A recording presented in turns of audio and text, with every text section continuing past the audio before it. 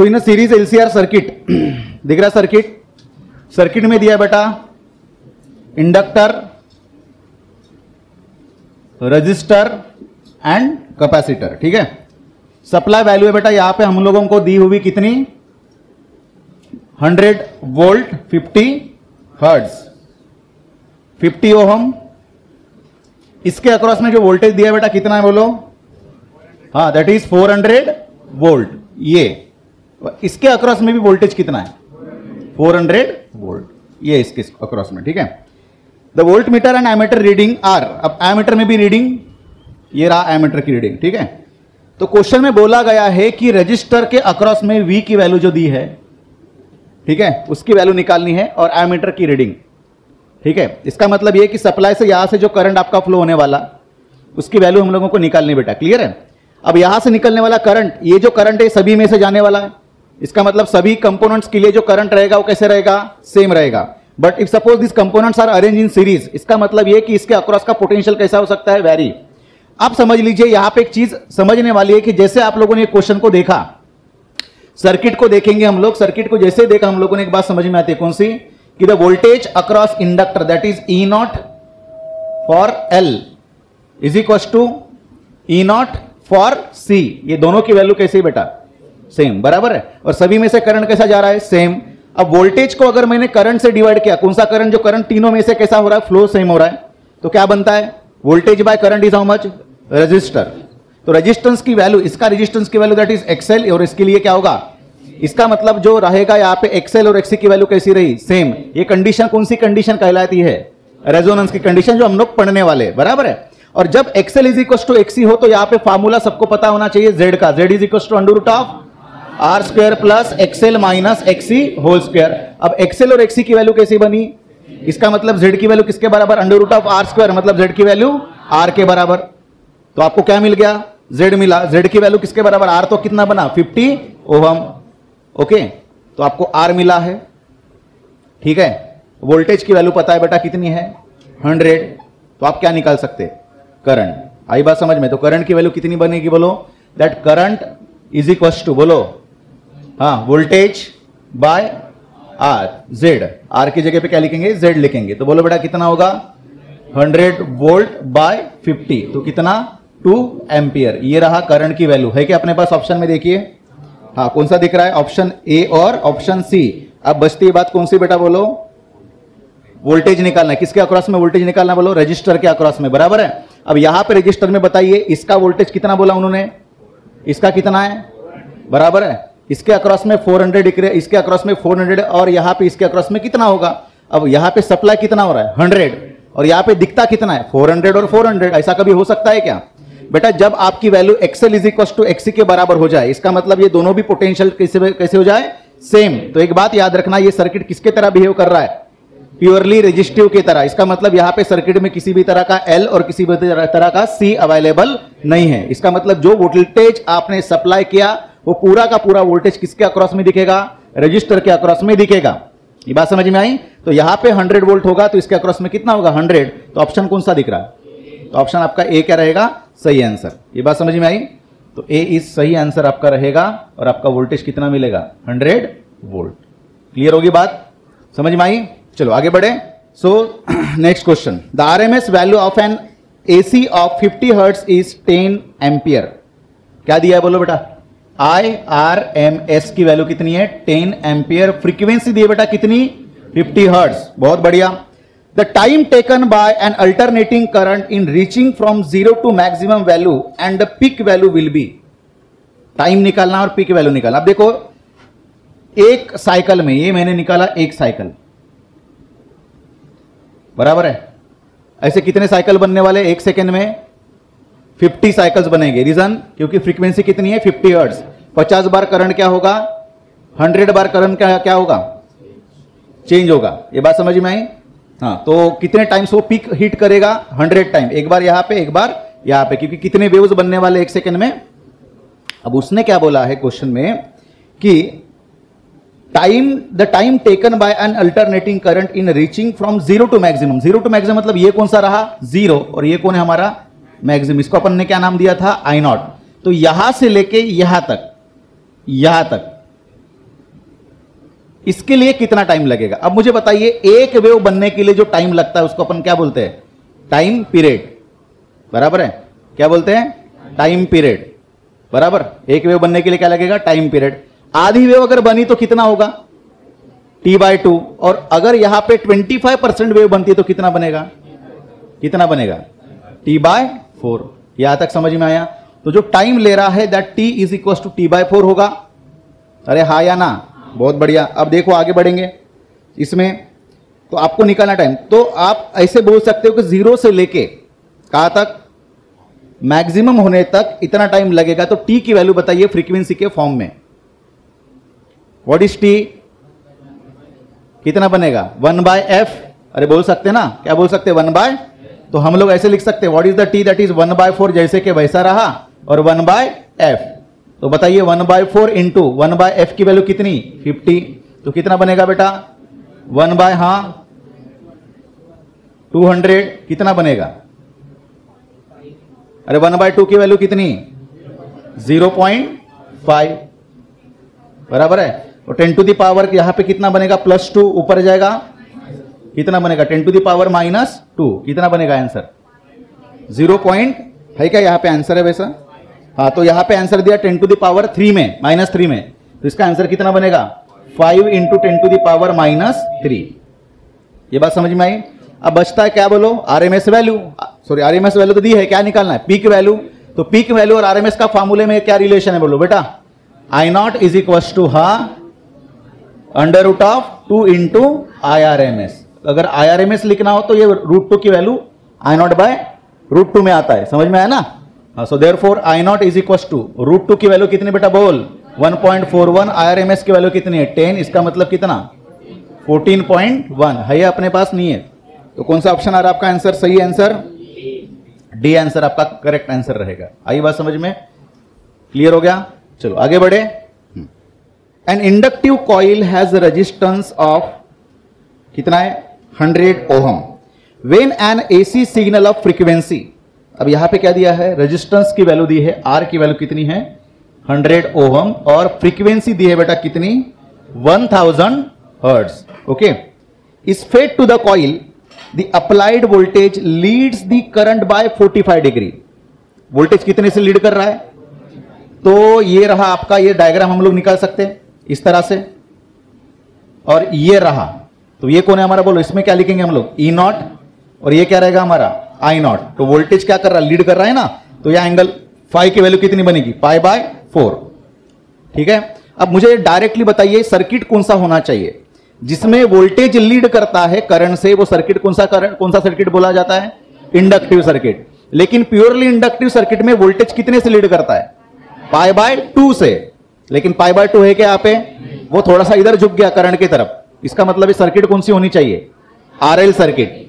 तो resistive and inductive circuit है, RL series circuit बोल सकते हैं। यहां तक समझ में आया। What is the inductance of the coil, what is the inductance का मतलब क्या है बेटा बोलो, L निकालना है।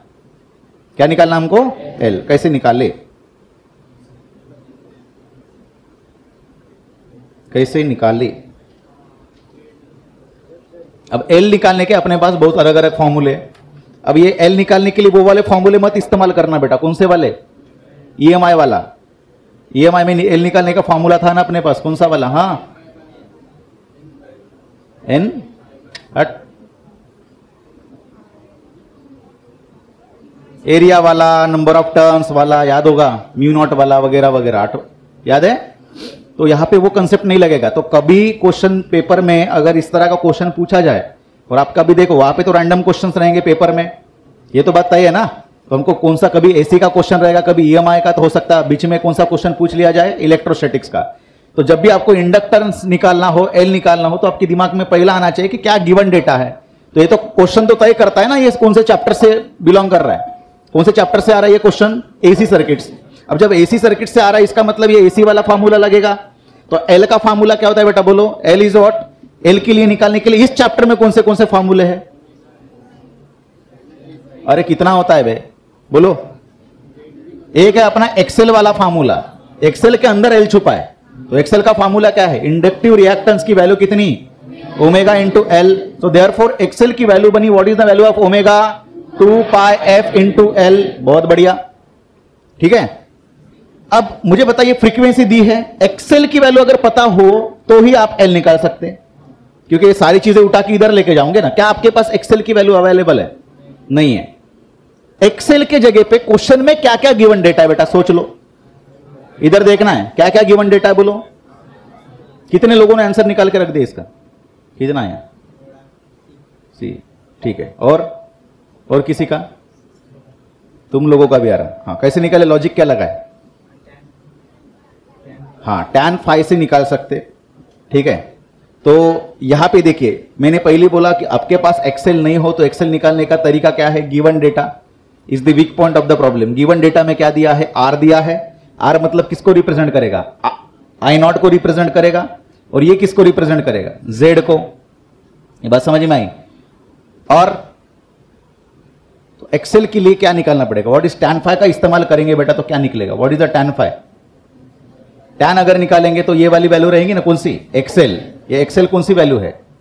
अपोजिट साइड, बराबर है। और ये कौन सी है? Adjacent side. तो कौन सा निकालेंगे हम लोग, बोलो? हाँ, एक्सेल बाय आर। तो tan phi is how much? 45। tan 45 is 1 is equal to XL की वैल्यू पता नहीं है, आर की वैल्यू कितनी है बोलो? 100। तो 100 उधर गया, that is XL is equal to, मतलब ही याद रखना जब भी एंगल कितना हो 45 डिग्री। 45 मतलब 90 का हाफ। ये बात समझ में आई? इसका मतलब हमेशा याद रखना उस समय एक्सेल की वैल्यू किसके बराबर होती है? आर के बराबर होगी। 45 मतलब दोनों के बीच का हो गया ना, इसका मतलब एक्सेल की वैल्यू किसके बराबर? आर के बराबर। ये इतना सॉल्व करने की भी जरूरत नहीं है। ये बात समझ में आई? तो इसका मतलब ये कि एक्सेल की वैल्यू कितनी निकली? 100 ओम। तो मैं यहां पे पुट करता हूं 100 2 pi F into L. So L की वैल्यू रही 2 पाई एफ, उधर लेके जाइए। So that is 100 divided by 2 into 3.14 into F की वैल्यू कितनी है? 10,000, ठीक। तो ये 1000 0 0 0 0 कैंसल, ठीक है। 10 इंटू 2 कितना बनता है? 20 का एक मल्टीप्लाई कर लो इसको, कितना बनेगा? 1/6 2.8 ये बना, ठीक है। तो अभी इसको अपन क्या करेंगे? सॉल्व करेंगे। तो बेटा इसको ऊपर वाले को बनाऊंगा मैं कितना? 100। कितना जीरो चढ़ा है हम लोगों ने? 2 जीरो चढ़ा। नीचे कितना बनाया? 62। अब 100/62 आसपास करिए तो राउंड फिगर करके देखेंगे बेटा। तो 100/62 कितना बनता है? 62। और ये 62 कितना बचा? अपन 60 लेके चलेंगे, ठीक है। किसी को कोई दिक्कत? हाँ चलो 60 लेके चलेंगे तो कितना बनेगा? बचा कितना? 40 पॉइंट चढ़ा है, 0 चढ़ा, कितना बनता है? आसपास में 6 के आसपास, बराबर है। तो 360 के आसपास में चले जाएगा ये वैल्यू। तो इसका मतलब ये कि 1.6 के आसपास में वैल्यू आनी चाहिए। कौन सा ऑप्शन दिखाई दे रहा है? C answer. तो आपका सी आंसर क्या रहेगा?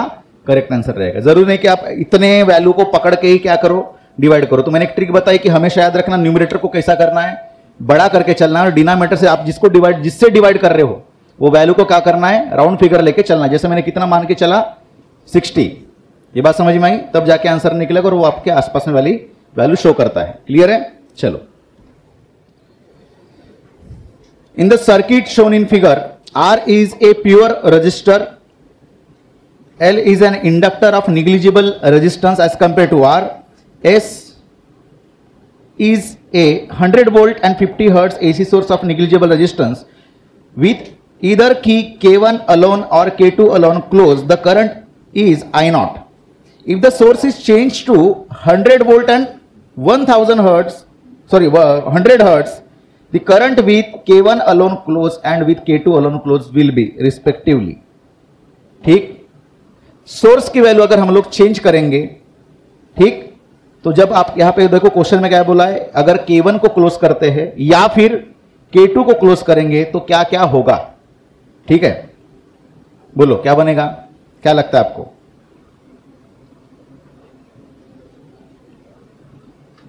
सोचो। पहली बात तो एक समझ लीजिए, सर्किट में आपको एक चीज दिखाई दे रही है बेटा। कौन सी वाली? ये देखो, ये वाला की है इस तरह से, इसको नाम क्या उन्होंने दिया है? K1। और ये दिया है बेटा आपका कौन सा? रजिस्टर। इसके साथ लगाया गया कौन है बेटा? पैरेलल में लगाया गया है कौन है? ये इंडक्टर, बराबर। ये कौन है आपका? K2। ये L रहा, ये R रहा। यहां तक समझ में आया? और यहां से लगाया गया है ये सप्लाई, ठीक। सप्लाई में वोल्टेज की वैल्यू चेंज नहीं की है, लेकिन किसकी वैल्यू चेंज की है बेटा? पहली बार फ्रीक्वेंसी F1 की वैल्यू कितनी थी? 50 हर्ट्ज। और F2 की वैल्यू कितनी की है उन्होंने? 100 हर्ट्ज। इसका मतलब आपकी फ्रीक्वेंसी क्या की है उन्होंने? डबल की है। क्या की है? यहां तक समझ में आई बात? बहुत बढ़िया। अब मुझे बताइए, अगर आपकी फ्रीक्वेंसी सिर्फ किस में चेंज की है? बोलो, चेंजेस किस में आया है? सिर्फ और सिर्फ फ्रीक्वेंसी में आया, ना कि सप्लाई वोल्टेज कितना था, पहले भी 100 बाद में भी 100, इसको कोई बदला नहीं सकता, सिर्फ इसको चेंज किया उन्होंने। अब बात समझ लीजिए कि अगर मैंने K2 को क्या किया? ओपन रखा, और इसको क्या किया बेटा? क्लोज किया, तो सर्किट कौन सी सर्किट बन गई? सिर्फ रेजिस्टिव सर्किट बनी, क्योंकि इधर करंट जाएगा ही नहीं, क्योंकि ये तो ओपन है। बराबर है। अब मुझे बताइए, फ्रीक्वेंसी कुछ भी रहे, रजिस्टर को कुछ फर्क गिरता है क्या? यहां तक समझ में आया? अरे भाई, आपने 50 हर्ट्ज रखो, 100 हर्ट्ज रखो, उससे कोई मतलब है क्या? उससे किसको मतलब है? सिर्फ वोल्टेज को। बेटा, पहले भी वोल्टेज कितना था? 100 वोल्ट। अभी भी कितना है? तो मुझे बताइए, ईएमएफ की वैल्यू अगर 100 वोल्ट रही, तो मुझे बताइए रजिस्टर को किसी भी तरह का परिणाम नहीं होगा। यहां तक समझ में आया? तो पहले भी करंट कितना था? I0, तो अभी भी करंट कितना रहेगा? I0। तो जब आपका K2 क्या रहे? ओपन रहे, और ये क्या रहे? क्लोज रहे, तो आपका I1 की वैल्यू, मतलब यहां से जो करंट फ्लो रहा है, उसकी वैल्यू कितनी होगी? I0 के बराबर होगी। अब हमने किसको किया? बोलो, इसको ओपन किया और इसको क्या किया? क्लोज किया। अब इसको क्या करेंगे? क्लोज, इसको करेंगे ओपन। अब मुझे बताइए, इंडक्टर को फ्रीक्वेंसी का परिणाम पड़ेगा या नहीं पड़ेगा? पड़ेगा, क्योंकि ये जो रेजिस्टेंस प्रोवाइड करता है, इस रेजिस्टेंस की वैल्यू, एक्सएल की वैल्यू कितनी होती है? Omega L. And what is the omega? 2 pi F into L. तो XL is directly proportional to F. तो फ्रीक्वेंसी अगर आपकी क्या बने? डबल हो जाए, तो आपका रिएक्टेंस भी क्या हो जाएगा? डबल होगा। और रिएक्टेंस अगर डबल होगा, वोल्टेज अगर सेम रहेगा, तो करंट क्या हो जाएगा? हाफ होगा या नहीं होगा? अरे जितना ज्यादा अपोजिशन होगा उतना करंट कम फ्लो होगा। तो लॉजिकल क्वेश्चन है ये। तो आपका करंट इसके लिए कितना फ्लो होगा बेटा? जितना पहले I0 था, तो अब कितना बनेगा? I0/2, क्योंकि एक्सएल की वैल्यू क्या हो रही है? डबल हो रही है। यहां तक समझ में आया? तो ऑप्शन कौन सा दिखाई दे रहा है? ये आपका करेक्ट आंसर रहेगा बेटा। आई बात समझ में? पक्का? चलो आगे बढ़े। हाँ, कितने लोगों ने सॉल्व किया आंसर? 2 लोगों ने सॉल्व किया, जिनका आंसर आया कितना? 2 एम्पियर। Very good. तो यहां पे काम चलता है फेजर का बेटा। आपने लॉजिक क्या लगाया? यहां से करंट गया कितना? पहले तो क्वेश्चन अपन पढ़ लेंगे। For the circuit shown in figure, the ammeter A2 reads 1.6 ampere. यहां पे A2 मतलब यहां से करंट कितना रीडिंग कर रहा है? ले रहा है ये 1.6 एम्पियर। और A3 से मतलब जो किससे फ्लो हो रहा है बेटा? कैपेसिटर से करंट फ्लो हो रहा है, उसकी वैल्यू कितनी शो कर रही है उन्होंने? 0.4 एम्पियर। क्लियर है? और क्वेश्चन में बोला गया देन बताइए, ऑप्शन ए में क्या बोला उन्होंने? Omega is equal to 4/√LC। Option B बोला है एफ की वैल्यू कितनी? 2π√LC। ऑप्शन सी में A1 की रीडिंग शो होगी 1.2 एम्पियर। और ऑप्शन डी में A1 की रीडिंग मतलब A1 मतलब ये नेट करंट, टोटल करंट कितना शो होगा? 2 एम्पियर। तो उन्होंने लॉजिक क्या लगाया कि सर यहां से करंट आ रहा होगा और करंट डिस्ट्रीब्यूट हो गया कितना? इधर से 1.6, इधर से 1.4, दोनों का एडिशन के आंसर निकला। अगर बेटा इतना इजी क्वेश्चन पूछा होता तो आपका नीट या फिर JEE किस में लिए होते? स्टैंडर्ड 10th में लिया होता ना। आई बात समझ में? तो इतना ये नहीं है कंसेप्ट। यहां पे कंसेप्ट का जादू चलता है। किस तरह से? देखिए कि बेसिकली यहां पे इंडक्टर और कैपेसिटर ये अपने अपने फेज शो करते हैं। फेज का मीनिंग है वोल्टेज के साथ कितना तरह से फेज होगा। ये बात तो अलग है कि A1 रीडिंग वो रीडिंग रहेगी जो आपका करंट फ्लो कर रहा है। तो यहां पे समझ लीजिए कि यहां पे हो सकता है कि ये वैल्यू कुछ ऐसे शो करे कि यहां पे करंट अलग हो, ठीक है ना? और यहां से करंट जो यहां पे डिस्ट्रीब्यूट, जब मैक्सिमम करंट यहां पे जाए, यहां पे करंट जाए ही ना। इसका मतलब यहां से जब फ्लो होगा तो यहां से करंट बंद होगा, और हो सकता है यहां से करंट फ्लो तब यहां से करंट बंद हो सकता है। ये बात समझ में आई क्या? ऐसा भी हो सकता है ना। अब समझ लीजिए ये चलता क्यों है? क्योंकि बिकॉज ऑफ फेज। अब यहां पे बोलिए कि क्वेश्चन में कुछ नहीं दिया है, सिर्फ दिया सर्किट। क्या दिया है? सर्किट। अब सोचो कि सर्किट में इंडक्टिव सर्किट और कैपेसिटिव सर्किट हम लोगों ने जो सीखा था वो किस में था? सीरीज में। और ये किस में लगाया गया है? पैरेलल में। ठीक। अब पैरेलल में लगाया गया है तो इन दोनों में कितने का फेज होगा? पहली बात तो ये कि आपकी सिर्फ प्योरली इंडक्टिव सर्किट में वोल्टेज क्या करता है? लीड करता है बेटा। ये रहा आपका करंट, और ये कौन है हमारा बेटा, बोलो वोल्टेज। ये कौन सा होगा, ई नॉट एल होगा। ये मैंने क्या लिखा, आई नॉट लिखा।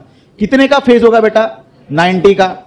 वोल्टेज क्या करता है, लीड करता है ना, करंट क्या करता है, लैग करता है।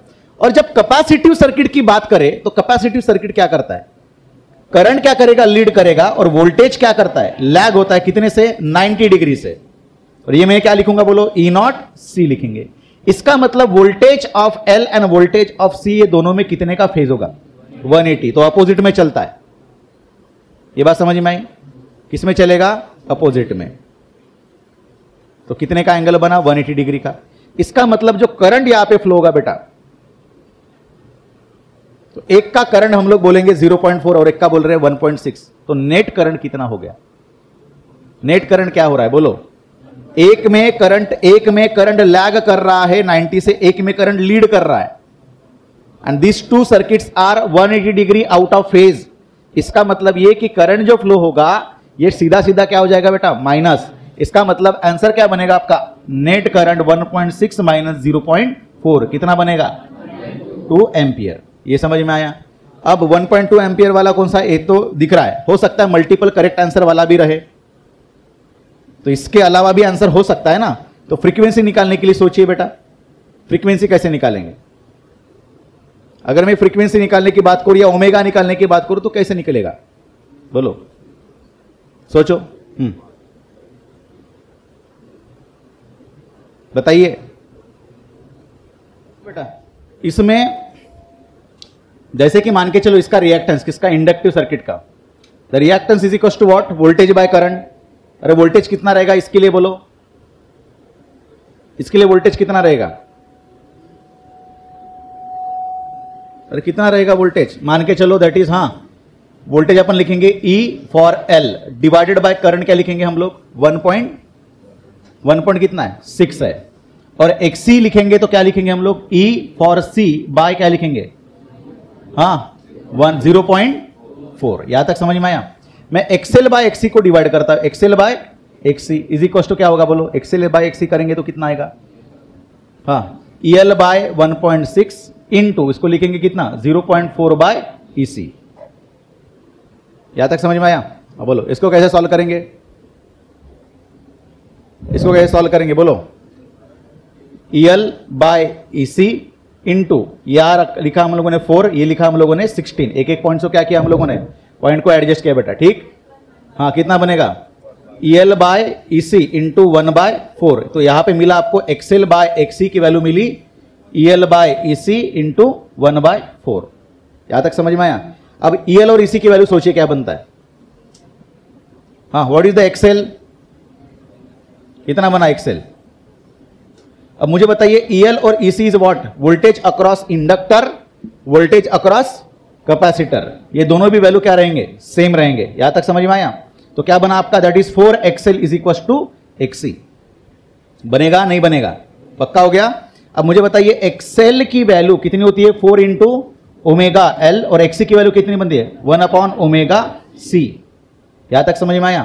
तो बेटा यहां पे इसको अगर सॉल्व करेंगे, ओमेगा C उधर जाएगा, क्या बनेगा बोलो, 4ω² L into C is equal to 1 बराबर। तो ω² इज इक्वल टू, ये 4OLC उधर जाएगा, 1/4LC। So omega is equal to, बोलो, 1/2√LC। है क्या वैसे, अरे है क्या अपने पास, नहीं है। यहां पे ओमेगा उन्होंने क्या दिया, ओमेगा इज 4/√LC। तो इसका मतलब ये कि ये भी आंसर आपका नहीं है। फ्रीक्वेंसी उधर से निकाल सकते, बोलो फ्रीक्वेंसी क्या बनता है, बोलो ओमेगा की वैल्यू क्या बनती है बेटा, 2πf is equal to 1/2√LC। इधर लिख रहा हूं मैं, ठीक है। तो f की वैल्यू क्या बनी, 1/2π उधर लेके जाइए, क्या बनता है 4π√LC। ये भी आंसर नहीं है बेटा आपका, है क्या अवेलेबल, ये भी नहीं है। ये तो आंसर हो ही नहीं सकता बराबर। इसका मतलब ये है कि आपका सही आंसर क्या होगा, सिर्फ और सिर्फ सी होगा। यहां तक समझ में आया। तो आपको यहां से ये देखो मैंने क्या सिखाया, क्या बताया कि ओमेगा भी कैसे निकाले और फ्रीक्वेंसी भी कैसे निकाले। ये बात समझ में आई। तो इसका मतलब ये कि जब आपका इंडक्टिव कंपोनेंट और कैपेसिटिव कंपोनेंट दोनों भी किस में रहे, पैरेलल में रहे, तो दोनों के अक्रॉस का वोल्टेज कैसे होगा बेटा, सेम होगा। ठीक है, चलो।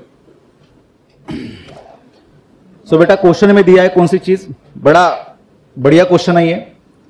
यहां पे दिया है कितना, 2 रजिस्टर्स लगाए कि किसमें, सीरीज में, ठीक।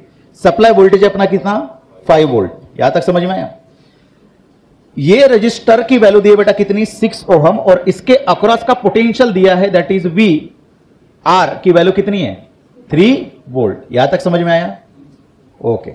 अब अगर ये सिर्फ रजिस्टर और ये भी रजिस्टर होता तो 3 वोल्ट यहां पे चला गया, और ये रजिस्टर है तो बचा हुआ वोल्टेज यहां पे होता, कितना होता, 2 वोल्ट, तो दैट इज 2 वोल्ट, और 3 वोल्ट कितना बनता, 5 वोल्ट। लेकिन जैसे ही उन्होंने क्या बोला, इस रजिस्टर को निकाल के हम लोगों ने क्या किया बेटा, बोलो, रिप्लेस किया किससे, इंडक्टर से। और जब भी कभी इंडक्टर आ जाता है वहां पे सिंपल एडिशन नहीं होता, वहां पे कौन सा एडिशन होता है, फेजर वाला एडिशन, अंडर रूट वाला आ जाएगा कंसेप्ट। यहां तक समझ में आया। अब उन्होंने बोला कि जब इंडक्टर आएगा तो करंट जो फ्लो होने वाला करंट है, जिसको अपन क्या बोलेंगे, आय, या आय तो उतना ही रहेगा। क्वेश्चन में बोला गया सिर्फ क्या बोला उन्होंने, क्या निकालने को बोला उन्होंने, बोलो, इसके अक्रॉस का वोल्टेज, यही है ना निकालना।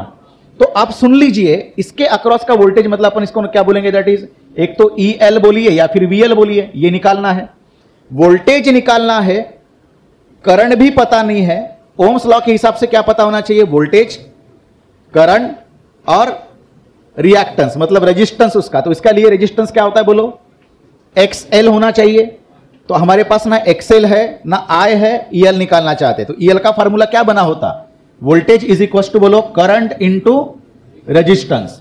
तो मैंने पहले बोला जो चीज आपको निकालनी है उसके ऊपर फोकस करो, उसके फार्मूले लिख लो। आपने लिख लिया। अब मुझे बताइए, करंट तो सेम है सभी के लिए, इसके लिए भी करंट I और इसके लिए भी करंट I है।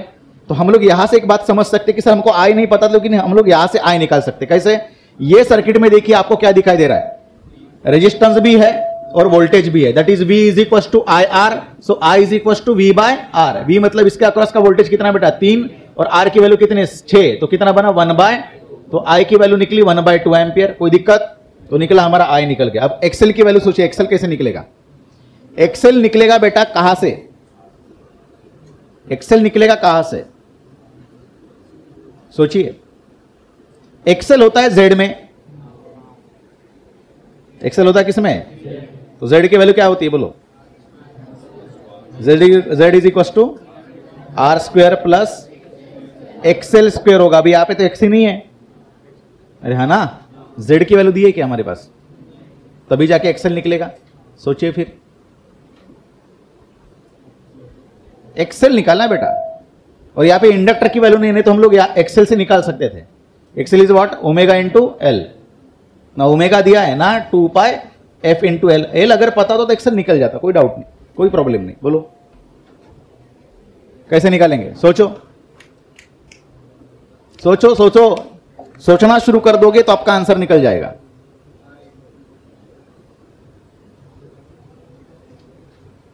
बोलिए बेटा, करंट की वैल्यू निकली कितनी, 1/2 एम्पियर।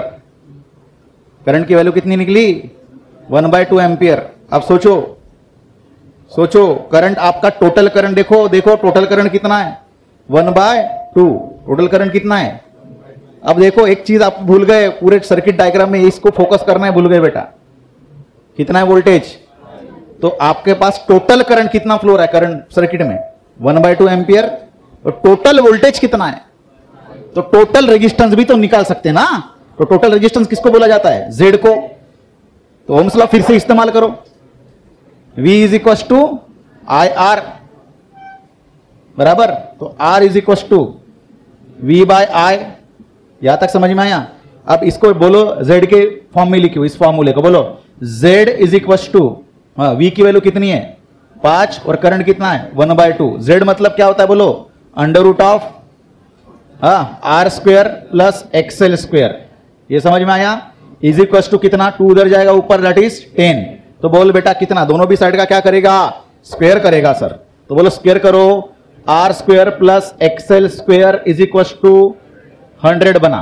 तो XL square is equal to 100 minus R square, तो कितना बना, 100 माइनस R की वैल्यू कितनी है बेटा, बोल, 6, 6 का स्क्वायर 36, कितना बना, 64। ये कौन बना, XL का स्क्वायर। तो XL की वैल्यू कितनी, 8 ओहम। अरे वाह, बची बात यहां पे डाल दीजिए बेटा, बोलो EL, वोल्टेज अक्रॉस इंडक्टर कितना बनेगा करंट 1/2 इंटू 8 कितना बनेगा 8/2 4 दैट इज EL है ऑप्शन आपके पास कौन सा है बेटा डी है ना डी आंसर आपका करेक्ट आंसर रहेगा। सो नाउ आई बस इन RLC series circuit shown in figure the reading of voltmeter V1 V2 are 100 volt and 120 volt।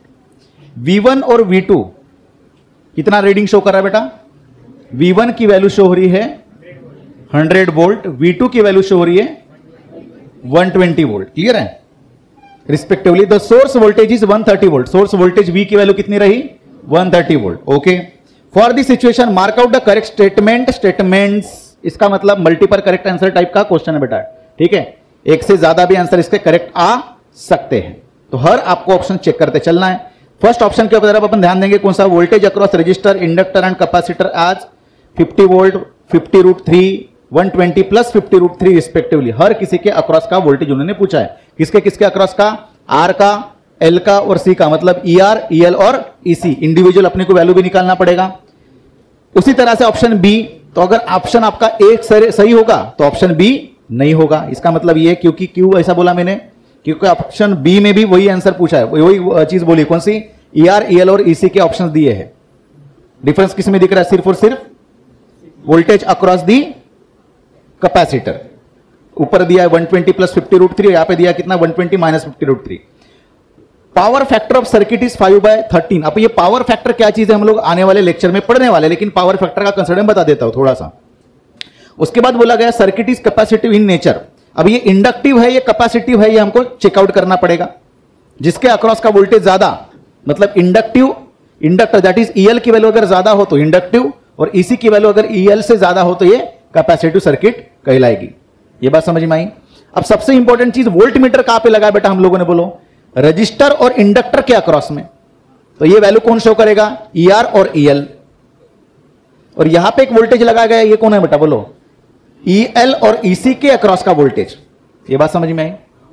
तो अब मुझे बताइए यहां पे फेजर का कंसेप्ट लगता है क्योंकि वोल्टेज तो सीधा से होता ही नहीं है ठीक है ना। तो अब मुझे बताइए यहां पे इसके लिए करंट कैसा होगा करंट ऐसा होगा और वोल्टेज कैसा होगा बेटा रजिस्टर के लिए कैसा होगा ये करंट तो ये कौन आपका ER इसके लिए ये अगर करंट तो किधर होगा ये कौन हमारा EL और इसके लिए करंट अगर इधर तो ये कौन आपका EC।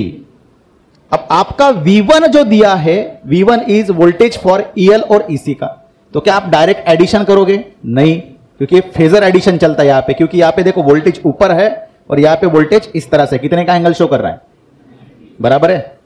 ये बात समझ में आई। हाँ तो अब बताइए यहां पे कैसे सॉल्व करें। पहले V1 से देखो V1 की वैल्यू कितनी है 100 कितनी है 100 सोचो बेटा कितना बनेगा तो इन दोनों का अगर मैं ध्यान दूं तो ये बनेगा आपका कौन ER और ये कौन बनेगा बोलो EL दोनों का क्या निकलेगा दोनों में एंगल कितना है 90 तो इन दोनों का जो वोल्टेज V1 निकला ये यहां से कहीं से होगा अरे हाँ या ना तो ये जो होगा तो मुझे बताइए ये EL लिखा तो ये भी EL होगा ना क्या किया पैरेलल शिफ्ट किए थोड़ा बड़ा निकलता हूं ये कौन हमारा बोलो ER और ये कौन हमारा बोलो EL दोनों से क्या निकला रिजल्टेंट ये EL को पकड़ के मैंने यहां पे रखा ये कौन बना हमारा EL ये कौन है हमारा बोलो ER ये रिजल्टेंट कौन E मतलब यहां पे कौन है V1 तो हमारा ट्रायंगल कौन सा बनता है राइट एंगल ट्रायंगल का ये साइड कौन सा है बोलो V1 कौन सी साइड है हमारी हाइपोटेनियस तो मैं ऐसे लिख सकता हूं V1 square is equal to EL square plus ER square नहीं बोल सकते अरे पक्का तो बेटा V1 square is how much 100 का स्क्वायर EL स्क्वायर हमको पता नहीं है प्लस ER स्क्वायर पता नहीं है रहने देते इसको ऐसे ही इक्वेशन नंबर 1 को डाउट। हाँ यहां पे ध्यान दो बेटा इधर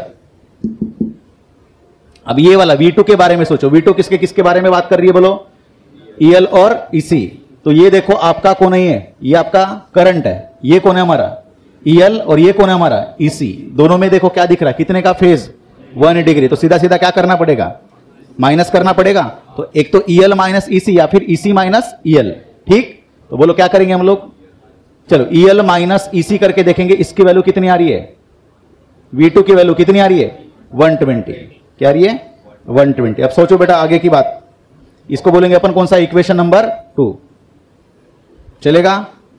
सोचो अभी। तो आपके पास दो इक्वेशन बने हैं, इक्वेशन नंबर 1 और इक्वेशन नंबर 2। सोचिए, नहीं आ रहा बेटा? दो इक्वेशन बनने के बाद सर्किट की तरफ अगर आप अच्छे से देखते हो तो आपने सिर्फ क्या किया, V1 और V2 की तरफ ही फोकस किया।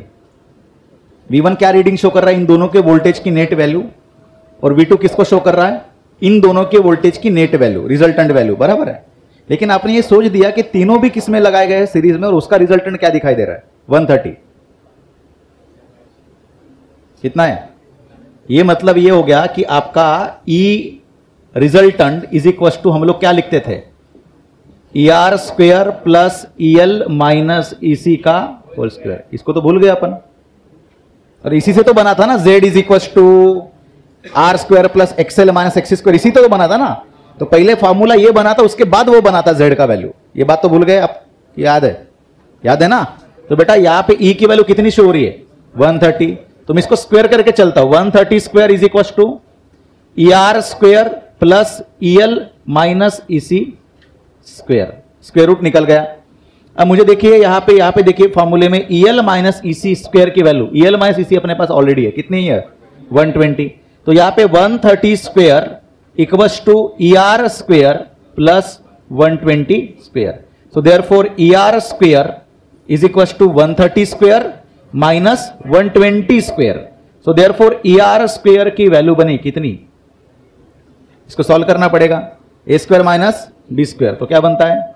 130 प्लस 120, 130 माइनस 120 कितना बनेगा बेटा बोलो?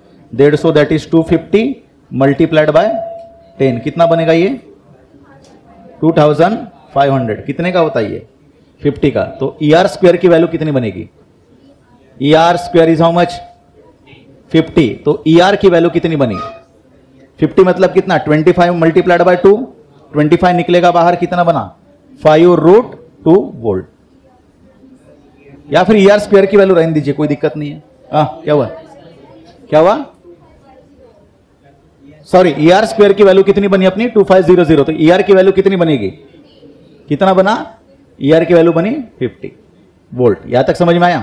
सॉरी, ठीक है। अब आगे ये ER की वैल्यू हम लोग क्या करेंगे? पुट करेंगे कहां पे? यहां पे। तो EL स्क्वायर की वैल्यू भी निकलेगी। तो बेटा बोल, इक्वेशन नंबर 1 को लेके आए वापस, तो क्या बना? 100 square equals to EL square plus ER square की वैल्यू कितनी है? 2500। तो EL square is equals to 100 square minus, ये बात समझ में? बढ़िया। बोलो ये कितना बनता है 100 स्क्वायर की वैल्यू? 3 4 माइनस 2500 कितना बनेगा बेटा? 7500। कितना बनता है 7500 मतलब? तो ये बना आपका कौन सा? EL square. तो EL की वैल्यू बताइए क्या बनेगा? 50√3। ये बात समझ में आई? तो आपके पास कौन सा निकला? ER निकला, EL निकला। ऑप्शन की तरफ ध्यान दीजिए, ऑप्शन कौन सा दिख रहा है? A और B दिख रहा है क्या? तो EL और ER की वैल्यू आपके पास निकल गई। अब बचता है कौन बोलो? EC। EC कहां पे दिख रहा है बेटा? ये देखो इक्वेशन नंबर कौन सी इसमें दिख रहा है? सेकंड में दिख रहा है। तो इक्वेशन नंबर सेकंड को लेके आओ। इक्वेशन नंबर सेकंड क्या बोल रहा है? 120 is equal to EL minus EC। तो हमको क्या चाहिए? EC चाहिए ना। EC को उधर लेके जाइए, 120 को इधर लेके आइए।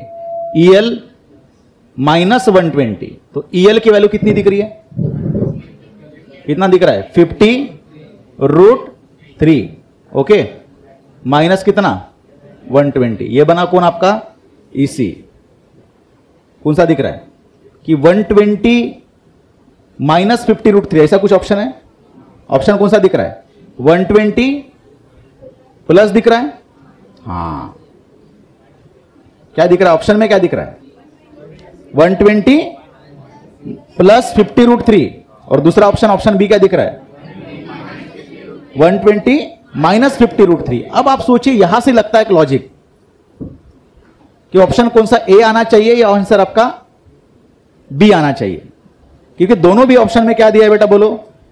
दोनों भी ऑप्शन में क्या दिया है बोलो? EL की वैल्यू और EC की वैल्यू तो सेम रही। सॉरी, EL की वैल्यू और ER की वैल्यू तो सेम रही। अब आती है बात सिर्फ EC की। सर ऐसा क्यों आ रहा है? क्योंकि हो सकता है बेटा कि ये आपका सर्किट कैपेसिटिव हो, तो EC माइनस EL भी लिखा जा सकता है ना।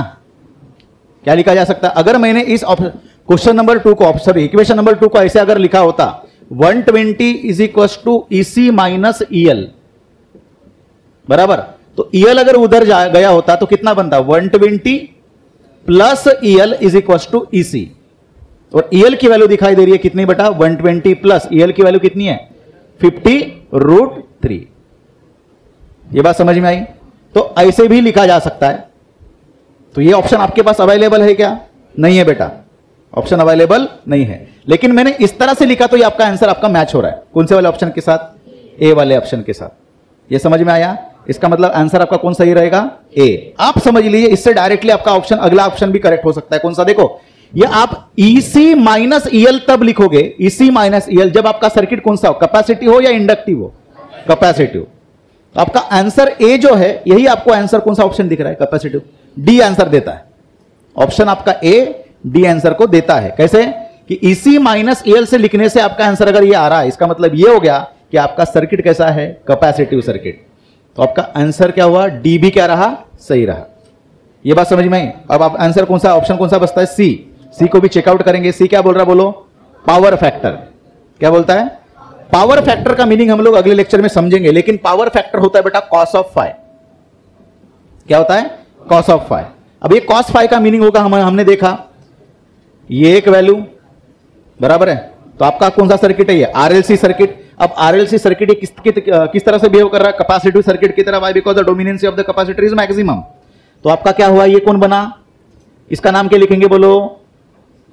EC माइनस EL, ये बना। और ये कौन हमारा? E, इससे क्या निकला? रिजल्टेंट। ये कौन हमारा? बोलो। EC माइनस EL, फिर से लिखा मैंने। ये हमारा कौन? E, और ये हमारा कौन? फाई। और कॉस फाई की वैल्यू होती बेटा कौन सी? बोलो। एडजेसेंट साइड बाय हाइपोटेनियस, बराबर है। तो एडजेसेंट साइड क्या दिखाई दे रहा है?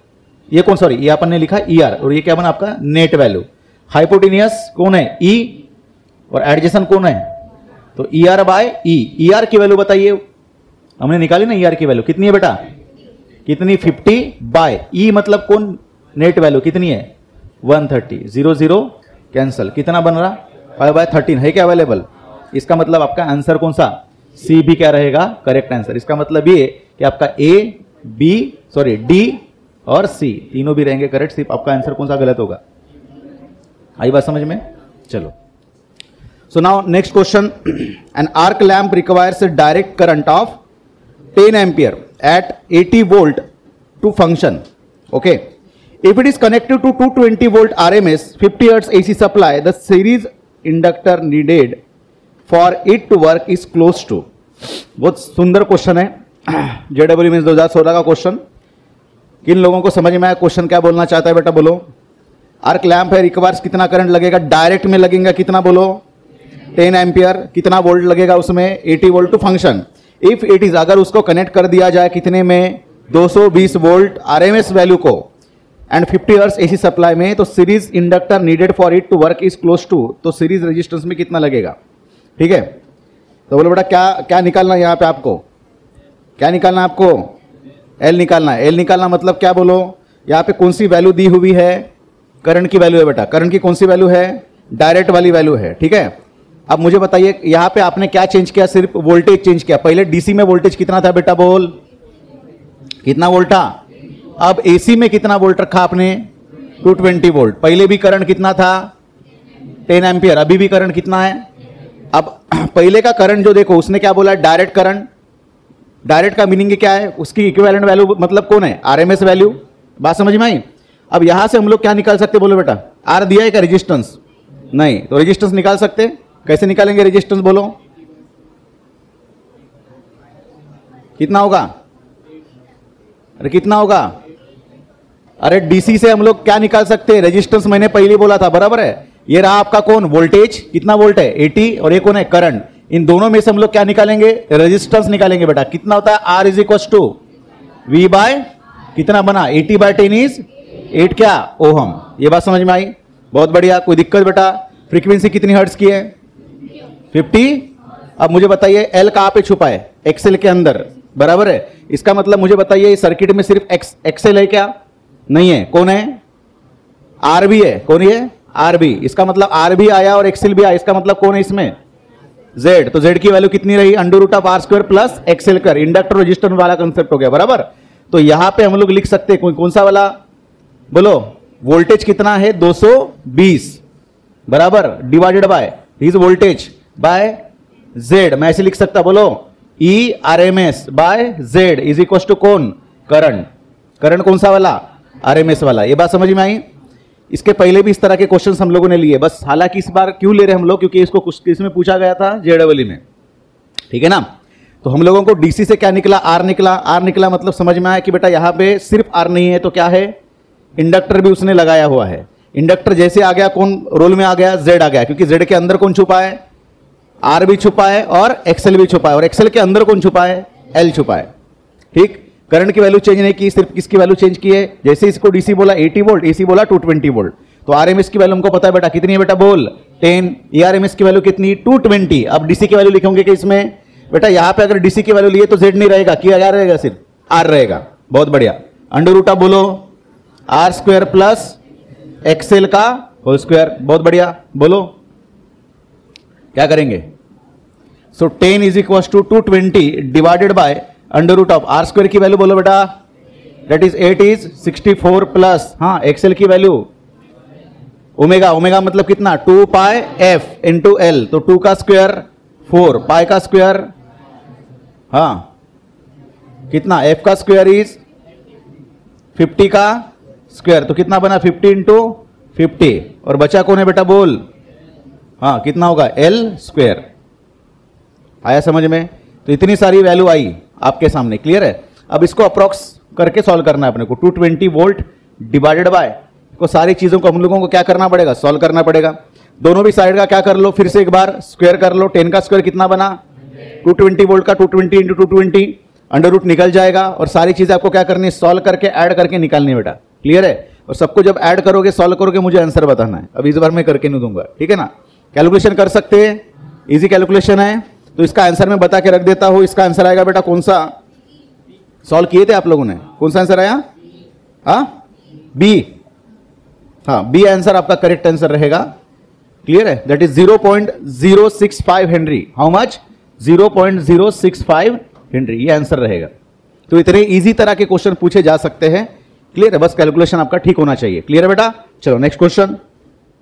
A circuit connected to an AC source of EMF E is equals to, equation दिया बेटा, E is equals to E naught sin 100 T, ठीक, with T in second gives a phase difference। phase difference मतलब कौन? phi। कौन है ये?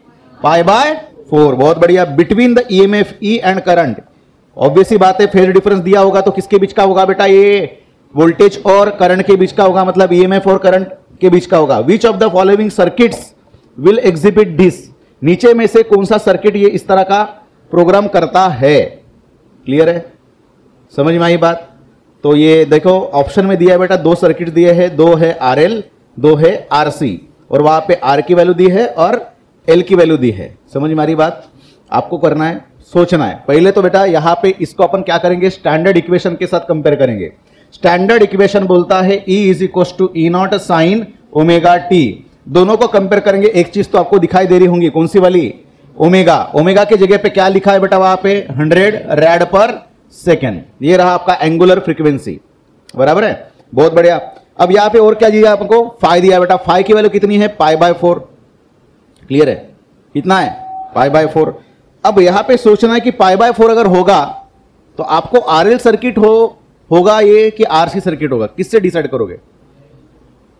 किसके आधार पे बोलोगे कि आरएल है या आरसी है? RC, royal Challengers Bangalore. सोचो, अरे बेटा सोचो। बहुत बढ़िया है। आरएल सर्किट विथ रेजिस्टेंस दिया है आर की वैल्यू, और आरसी सर्किट दिया है जिसकी वैल्यू दिया है किलो ओम, किलो ओम में, सभी में आर की वैल्यू दी है किलो ओम में, ठीक। बोलो बोलो बेटा बोलो। gives a phase difference of pi by 4 between EMF E and current I, which of the circuit will exhibit this? बेटा ये ऑप्शन बेस्ड टाइप का क्वेश्चन है, ठीक है। आपको यहां पे ऑप्शन देख के आंसर बताना था, ठीक है ना। किस तरह से देखिए, अगर मैं ऐसे बोलूं कि tan ऑफ फाइव, क्या लिखा मैंने, tan फाइव की वैल्यू क्या होती है बेटा। अगर मैं इस तरह से बोलता हूं, ये मैंने ट्रायंगल निकाला, बराबर है। ये अगर वैल्यू हमारी कौन सी है बोलो, फाइव, तो ये कौन सी होगी हमारी आर, ये कौन सी होगी बेटा जेड, ये क्या होगी एक्सएल माइनस एक्सी। नीचे अगर होगा ट्रायंगल तो क्या बनेगा, एक्सी माइनस एक्सएल, ये बराबर है। बहुत बढ़िया।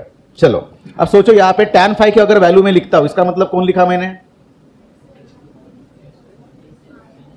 कौन लिखा मैंने। अब यहां पे सबसे इंपॉर्टेंट चीज ना, कैपेसिटिव अगर नहीं होगा तो ये सिर्फ कौन बनेगा, एक्सएल बनेगा। अगर आपका कैपेसिटिव सर्किट होगा तो कौन सा बनेगा, एक्सएल की जगह पे एक्सी होगा।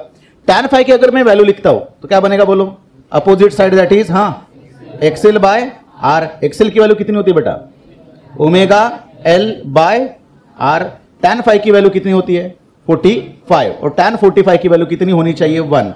अब हमको करना है चेक, अगर मैं यहां पे कैपेसिटिव सर्किट लिखता हूं तो कैपेसिटिव सर्किट के लिए क्या बनेगा, tan five is equal to XL की जगह पे आएगा, क्या आएगा, एक्सी बाय आर। एक्सी की वैल्यू कितनी, 1 by omega C into R. tan 45 की वैल्यू 1। अब सोचना यहां पे दोनों भी कंडीशन में ओमेगा की वैल्यू आपकी दी है कितनी, 100। कितनी दी है, यहां तक सही है ना। अब जहां पे एल दिया है और आर दिया है, वहां पे दिया है जोड़ी, किसमें दिए है, ऑप्शन में बेटा, ठीक। तो आपको क्या करना है, अगर आपका ये सर्किट कौन सा है, आरएल होगा, तो एक बार एल की वैल्यू डाल के देखना और एक बार आर की वैल्यू कितनी आनी चाहिए, 1 आना चाहिए। कितना आना चाहिए, बात समझ में आ रही, मैं क्या बोलना चाहता हूं। ऑप्शन ए और ऑप्शन बी में एल और आर की वैल्यू डाल के देखिए किसमें 1 आ रहा है। दूसरी चीज, ऑप्शन कौन सा दिख रहा है, सी और डी। कौन सी सर्किट दिख रही है, सी और डी में, आरसी। तो आरसी सर्किट में क्या करना, ओमेगा की वैल्यू तो आपके पास है, डाल दीजिए, और सी और आर की वैल्यू जो ऑप्शन में दिख रहा है वो डाल के देखिए, 1 आना चाहिए। तो मैंने पहले बोला ये ऑप्शन बेस्ड क्वेश्चन है, आ रही बात समझ में। तो इसमें डाल के देखिएगा 1 आना चाहिए, और बाद में हम लोग डिसाइड करेंगे कि ऑप्शन ए बी सी और डी होना चाहिए। तो एक काम करिए, ये फर्स्ट लाइन आप लोग क्या करोगे, डी की वैल्यू डालोगे, या की वैल्यू डालोगे आप ए वाली, ठीक है। उसके बाद और कौन करना चाहता है, ये वाली जो लाइन है उन लोगों ने डालना है सी की वैल्यू, ठीक। ये वाली लाइन डालनी है आपने बी की वैल्यू, ठीक। करके देखिए, ओके। हाँ बोलो, ए वाली वैल्यू आई, आया 1, नहीं आया, नहीं आया ना। चलो ए वालों का आंसर नहीं आ रहा है 1, वैल्यू पुटअप करने के बाद ऑप्शन में जो वैल्यू दी है वो वैल्यू पुटअप करके देखनी। बी वाला कौन सा बोला था मैंने, किनको, अरे बी, हाँ बी नहीं आ रहा है, सी नहीं आ रहा है, चलो सी भी नहीं आ रहा है, 1 नहीं आ रहा है, LHS is equal to RHS proof नहीं हो रहा है, बी भी नहीं हो रहा है, चलो बी भी नहीं हो रहा है, डी हो रहा है क्या देख लो, डी नहीं हो रहा है, डी भी नहीं होगा तो कैसा, ए हो रहा है, आंसर तो डी दिखाई दे रहा है। कहीं ना कहीं गलत हो गया फिर आपका, उसमें मिली में दिया है, किलो में दिया है, किलो का मतलब होगा 10 टू द पावर 3, मिली का मतलब होगा 10 टू द पावर माइनस में आएगा -3, बराबर है। आंसर डी आ रहा है बेटा 1, पुटअप करके देखिएगा, 10 फैरेड और 10 किलो, किलो का मतलब 10 टू द पावर +3 आ गया, आया डी, बहुत बढ़िया। तो मैंने पहले बोला था डी आंसर जो है आपका करेक्ट आंसर रहेगा। तो डी आंसर क्या दिखाई दे रहा है कि आपने किसकी वैल्यू पुटअप की, सी की वैल्यू। कितनी सी की वैल्यू कितनी थी बेटा बोलो, कितनी थी, ये 10 वैल्यू पुटअप की, आर की वैल्यू पुटअप की कितनी 1 किलो, किलो मतलब 10 टू द पावर +3, और ओमेगा की वैल्यू कितनी 100। सॉल्व करने के बाद हमारा आंसर कितना आया 1, मतलब left hand side is equal to right hand side. ये बात समझ में आई। इसका मतलब हमारी ये सर्किट कौन सी सर्किट कहलाएगी, आरसी सर्किट, जिसके वैल्यू आपके पास अवेलेबल है सी और आर। बहुत बढ़िया, हो गया क्लियर। चलो हाँ बोलो बेटा, in the circuit shown in figure the AC source gives a voltage, V की वैल्यू दी है, वोल्टेज कितना है, V is equal to 20 cos दिया है बेटा, कॉस कितना 2000 t। Neglecting source resistance, source का रेजिस्टेंस निगलेक्ट करके the voltmeter and ammeter reading will be. Voltmeter कहां पे दिया है, यहां पे दिया है, ये रहा वोल्ट मीटर की रीडिंग, और ये रही आमीटर की रीडिंग, समझ में आया। और हर किसी की वैल्यू यहां पे दी है, कितना, ये 5 मिली हेनरी। ये कितना है 50 माइक्रोफेरेड। ये वैल्यू कितनी है 4 ओहम और ये कितनी वैल्यू है 6 ओहम। आप समझ लीजिए यहां पे सबसे इंपॉर्टेंट चीज, ये सर्किट हमारा कौन सा सर्किट है बेटा, आरएलसी सर्किट है। कितना कौन सा है सर, अभी तक हम लोगों ने सोर्स की वैल्यू कौन से फॉर्म में देखी, E इज इक्व टू या फिर V is equal to E naught sine omega t. अब ई नॉट के जगह पे, ई नॉट के जगह पे कौन है बेटा बोल, ई नॉट के जगह पे है कितना 20। सर साइन के जगह पे कॉस है, साइन और कॉस में कितने का फर्क होता है 90 का। इसका मतलब हो सकता है इस इक्वेशन को क्या मैं ऐसे लिख सकता हूं साइन के फॉर्म में, अरे लिख सकते हैं ना हम लोग। कैसे लिख सकते हैं बेटा, साइन को हम लोग लिख सकते हैं दैट इज साइन, कॉस को साइन लिखना मतलब कितने का डिफरेंस ला लिया, प्लस या माइनस पाई बाय 2। छोड़ दीजिए उससे कोई दिक्कत नहीं, लेकिन ये हमको समझ में आता है कि ये जो वैल्यू है ये कौन है ओमेगा। तो ओमेगा की वैल्यू भी यहां से मिल गई बेटा, कितनी है ये 2000।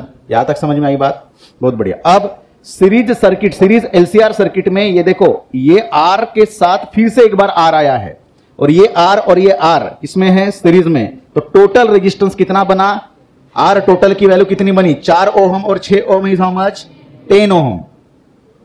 ये तो समझ में आनी चाहिए ना बात। हालांकि जब करंट फ्लो होगा तो इस भी रेजिस्टेंस से जाएगा और इस रेजिस्टेंस से भी फ्लो होगा, तो इसको उसको कितने रेजिस्टेंसेस को क्या करना है, फेस करना है, ये वाले भी और ये वाले भी, तो इसलिए कितना हो गया 10।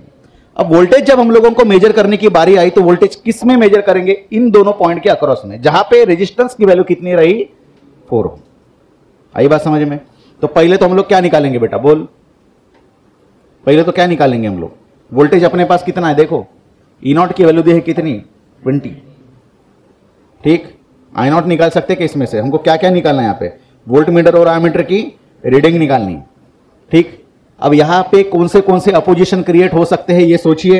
अपोजिशन से हम लोग देखो क्या क्या निकाल सकते, तो हम लोग करंट भी निकाल सकते हैं। करंट कौन सा वाला, पीक वैल्यू, ठीक है। पहली चीज तो क्यों पीक वैल्यू निकाल सकते, क्योंकि हमारे पास क्या है ई नॉट दिया है बेटा। आप ध्यान देना इधर, बहुत बढ़िया चीज है सर। ई नॉट की वैल्यू है 20, क्या दिया है 20। ई नॉट से हम लोग क्या निकाल सकते, आई नॉट भी निकाल सकते, ठीक। क्या ये आई नॉट पीक वैल्यू या फिर कौन सी वाली वैल्यू इंस्टेंटेनियस वैल्यू, ये एमीटर मेजर कर सकता है क्या, नहीं। ये एमीटर कौन सी वैल्यू मेजर कर सकता है, सिर्फ और सिर्फ आरएमएस वैल्यू। तो अगर मैंने आई नॉट निकाला, आई नॉट किधर से निकलेगा, ई नॉट से निकलेगा, तो हम लोग क्या निकाल सकते हैं आई नॉट से, आरएमएस वैल्यू निकाल सकते हैं। बात समझ में आई, यहां तक समझ में आया। तो बोलो आई नॉट, ई नॉट दिया है, आई नॉट निकालना है, तो और क्या चाहिए, वोल्टेज ओम्स लॉ, क्या चाहिए, आई नॉट निकालना है, ई नॉट पता है, तो क्या चाहिए आर। आर सिर्फ चाहिए या आर के अलावा और कुछ चीजें है, जेड है, क्या रहेगा इसमें, क्यों रहेगा जेड, क्योंकि ये आरएलसी सर्किट है बेटा, बराबर है। तो जेड का फॉर्मूला क्या होता है, सभी ने बोलना, बोलो Z is equal to under root of R square plus XL minus XC whole square. क्या हमारे पास एक्सएल है, नहीं है, क्या एक्सी है, नहीं है, लेकिन एक्सएल निकाल सकते हैं, निकाल सकते। बोलो बेटा एक्सएल कैसे निकलेगा, एक्सएल इज इक्वल टू बोलो ओमेगा एल, ओमेगा की value 2 pi F into L, ठीक है। बोलो क्या हुआ, ओमेगा की वैल्यू डायरेक्ट दी है ना, तो कितना होगा ओमेगा की वैल्यू 2000 इंटू एल की वैल्यू 5 मिली हेनरी, मिली का मतलब माइनस, ये 3 दे दो इसको, 3 0 ये चला गया, 2 5 जा कितना बना 10 ओम। तो एक्सएल की वैल्यू मिल गई अपने को 10 ओम बेटा, क्लियर है। आगे एक्सी की वैल्यू आप ही नहीं निकाला, बोलो XC is equal to 1 by omega C, 1 by omega की वैल्यू कितनी 2000 इंटू सी की वैल्यू कितनी है 50 माइक्रोफैरेड। 50 माइक्रो का मीनिंग है 10 टू द पावर -6, हो गया, ठीक। आगे 1 बाय कितने जीरो दिख रहे हैं 6, 1 2 3 4, 4 जीरो दे दो, कितना बना 5 2 जा 10, 10 इंटू 10 टू द पावर कितना बना -2 रहेगा, 4 जीरो दिए ना आपने। उसके बाद -2 को ऊपर लेके जाओ, या फिर ये भी जीरो दे दो, कितना बनेगा बेटा बोल 1 इंटू 10 टू द पावर -1, -1 ऊपर गया +1, कितना बना, तो एक्सी की वैल्यू भी कितनी आई 10 ओम। ये इसका मतलब एक्सी और एक्सएल की वैल्यू कैसे बनी है, कौन सी कंडीशन अचीव कर ली हम लोगों ने, रेजोनेंस वाली कंडीशन, बराबर है। इसका मतलब हमारा जो आरसीएल सर्किट है या फिर एलआरसी सर्किट है, किसके तरह बिहेव कर रहा है, प्योरली रेजिस्टिव की तरह।